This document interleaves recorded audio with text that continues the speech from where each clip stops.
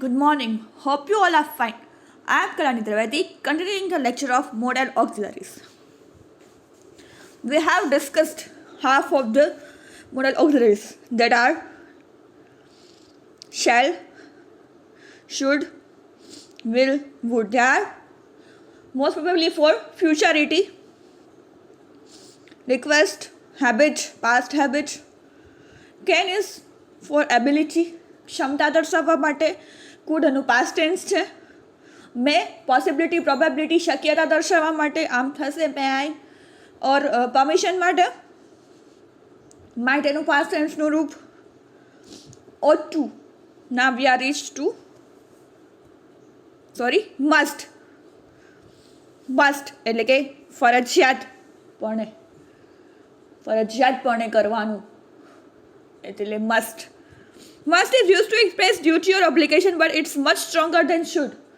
Duty or obligation shouldમાં પણ આવેલું પણ આ એનાથી પણ વધારે સ્ટ્રોંગર છે એટલે કે ફરજિયાતપણે કરવાનું, ફોલો કરવાનું જે હોય એના માટે મસ્ટ વપરાય છે. For example, we must be loyal and faithful to our country.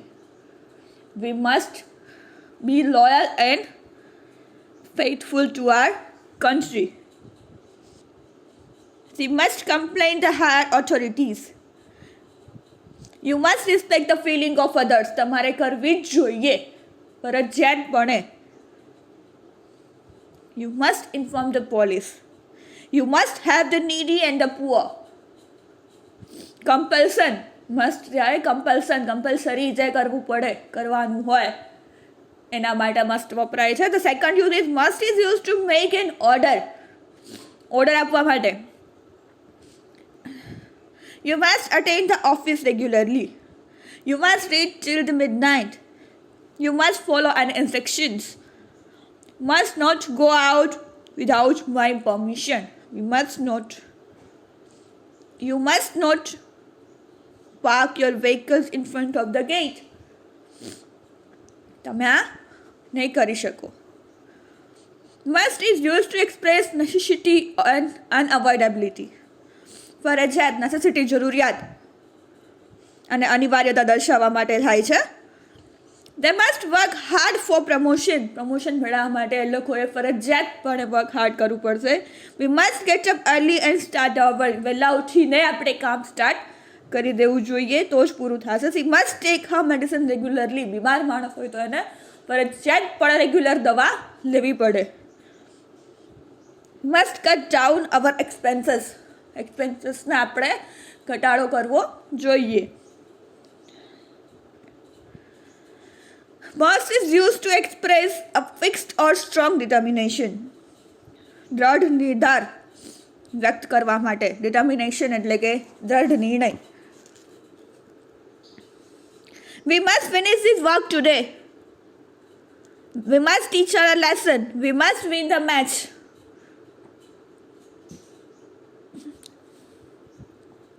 I must pass my exam this year. ફરજિયાતપણે. Must is used to express strong likelihood or probability. Mustનો ઉપયોગ પ્રબળ સંભાવના વ્યક્ત કરવા માટે થાય છે. It must be Sonu's voice on radio. અહીંયા સોનુનો voice જ હોવો જોઈએ. They must be discussing the matter now. એ લોકો અત્યારે મેટર ડિસ્કસ કરતા હશે. He must be a teacher. Teacher જ હોવા જોઈએ.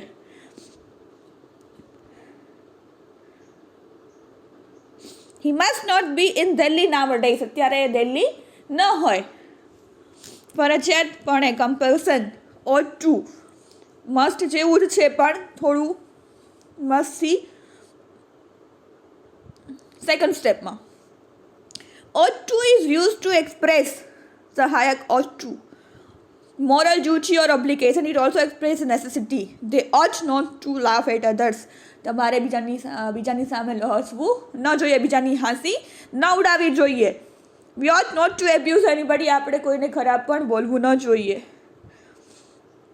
We ought to understand this domestic problem. આપણે આ બધું ઘરેલું પ્રોબ્લેમ્સને સમજવા જોઈએ.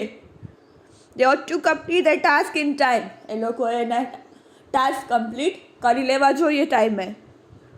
ought to plus perfect infinitive. Perfect infinitive એટલે ઈડી વાળું રૂપ પરફેક્ટ પાસ્ટ ટેન્સનું રૂપ. It is use to express a past obligation which was not fulfilled. જ્યારે ભૂતકાળમાં કોઈ સમજદારીપૂર્વકનું કાર્ય કે ફરજ પૂર્ણ ન થઈ હોય એ વાતનો ઉલ્લેખ કરવા માટે ought to અને પરફેક્ટ પાર્ટિસિપલનો ઉપયોગ થાય છે, વાપરીને વાક્ય બનાવવામાં આવે છે. For example, you ought to have helped your brother. તારે ત્યારે મદદ કરવી જોઈતી હતી. They ought not to have done it. એ લોકોએ આ કામ નહોતું કરવું જોઈતું. You ought to have told me earlier. તારે મને વહેલું કેવું જોઈતું હતું. He ought not to have wasted money over it. એની પાછળ પૈસા બગાડવાની જરૂર નથી. I ought to have refused that proposal. મારે પ્રપોઝલને રિફ્યુઝ કરી દેવાની જરૂર હતી. ought to is used to express fitness.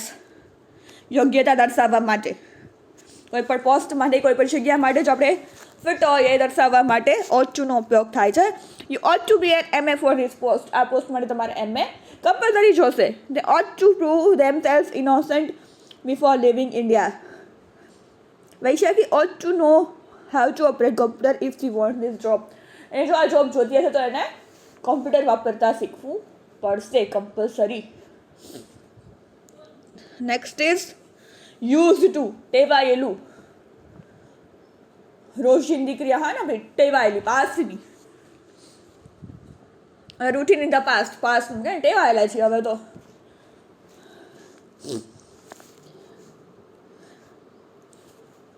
ભૂતકાળની રોજિંદી બાબત દર્શાવવા માટે થાય છે.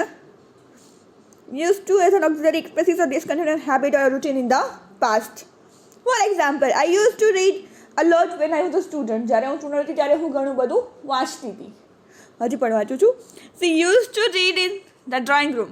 એ ડ્રોઈંગ રૂમમાં બેસીને વાંચવા ટેવાયેલી હતી. Dr. Sen used to smoke a pipe. Dr. Sen pipe smoke કરતા ટેવાયેલા હતા. Children used to play in our compound before we started living here. અહીંયા છોકરાઓ કમ્પાઉન્ડમાં રમતા હતા જ્યારે અમે રહેવા આવ્યા પહેલા. I used to spend early afternoon in bed. He used to go to Somnath during the vacation, but we don't now. અત્યારે નહીં પણ પહેલાં અમે દર વેકેશનમાં સોમનાથ જતા. પહેલાં અમે દર વખતે આમ કરતા.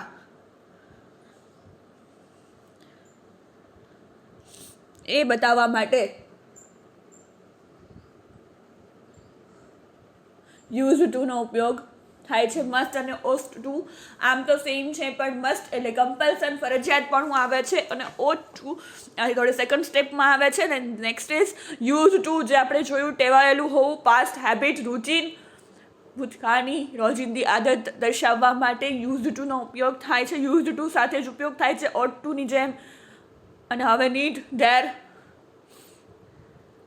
નો આપણે કાલે ડિસ્કશન કરીશું. Last two modal auxiliaries are left that they will discuss in the next lecture. So thank you for listening. Have a nice day.